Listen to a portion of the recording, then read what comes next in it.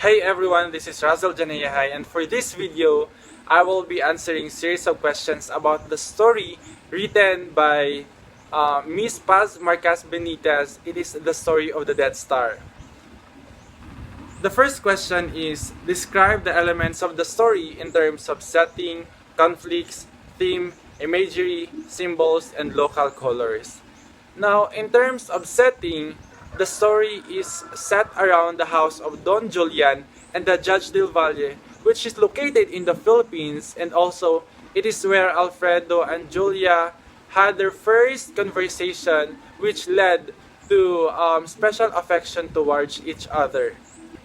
In terms of conflict, the conflict actually begins when Alfredo met Julia and developed a romantic affection towards the girl, despite the fact that he is already engaged to Esperanza.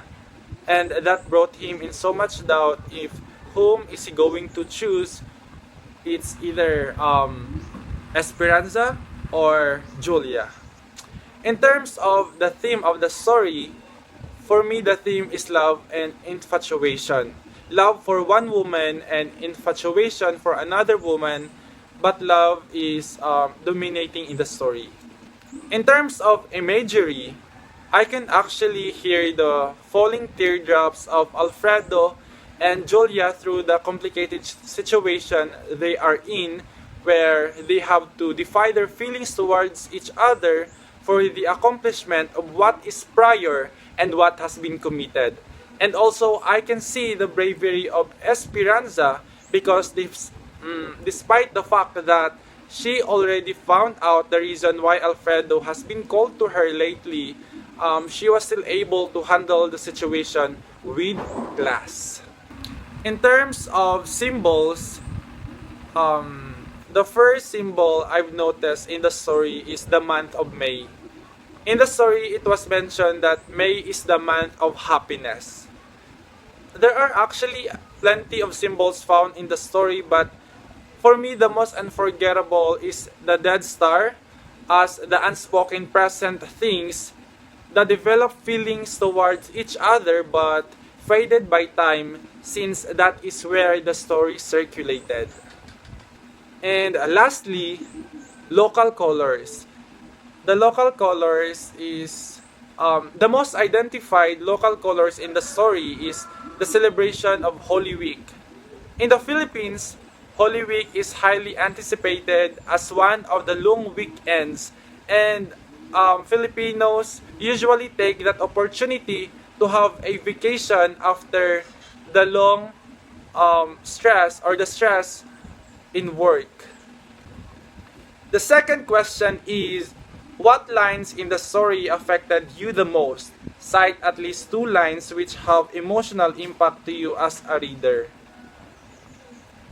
The first line that I will be sharing for this video that really affected me emotionally is the line, men commit themselves when but have meaning to do so, sacrificing possible future fullness of ecstasy to the cravings for immediate excitement. I was affected by the line in a way that sometimes we cannot actually say that men commit themselves but have meaning. I beg to disagree the line because for me, not just men but everyone, including women, are involved to that line because we are just human. Sometimes we cannot control the occurrence of our affection towards each other people that may be led to trouble.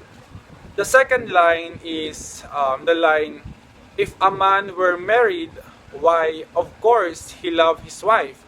If he were engaged, he could not possibly love another woman. The line actually should be true, but humans are not perfectly made emotionally. That's why we tend to have soft spot to people who give us comfort. Yeah, people who give us comfort.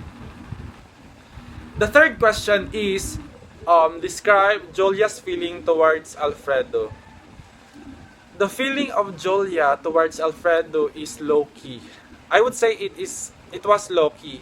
It is because even though she truly had fallen in love with the man, she's still able to hold it I mean, she wasn't able to say it and let Alfredo decide on what he's going to do.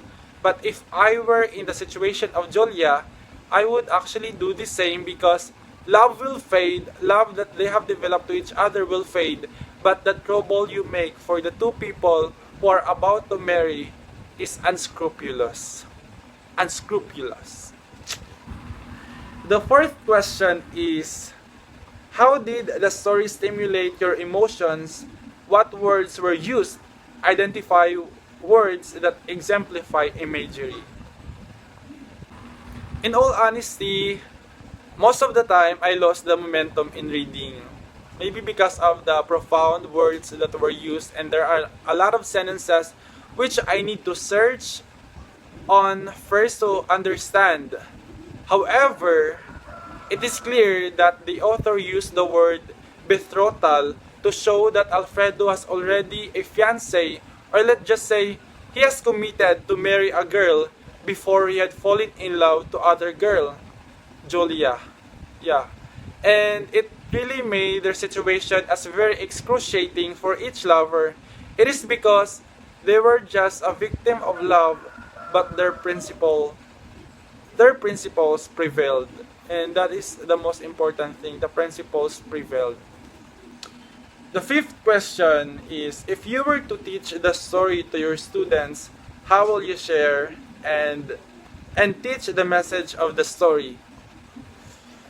If I were to teach the story, I will disseminate the copy, of course, of the story and let them read. But I do believe that students will not completely understand what they are reading, just like me, especially a material like this. And so after they read, I will read the story for them and make an emphasis or explanation whenever there are profound words and sentences to keep their interest in the story, especially that they are pressured to answer series of questions right after reading the story. And finally, down to our very last question, question number 6. Why is the story entitled Dead Star? For me, personally, it was entitled Dead Star because it is based on the feeling of Alfredo towards Julia. The moment he met Julia and knew her personality, it was like a twinkling star which is very alive and sparkly. But years passed and they met again. The spark faded, and that is where the title of the story focused on. The dead feeling of Alfredo to Julia, just like the dead star. So that's it. Thank you for listening, and God bless you and keep safe always.